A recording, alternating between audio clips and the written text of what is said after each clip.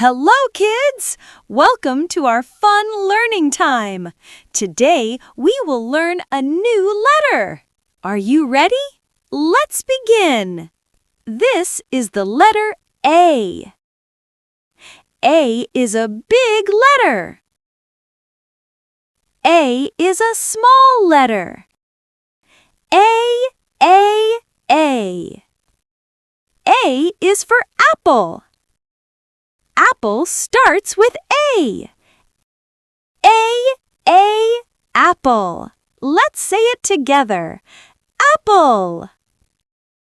An apple is a fruit. Apples are round. Apples are yummy. Kids love apples. Apples can be red. Apples can be green.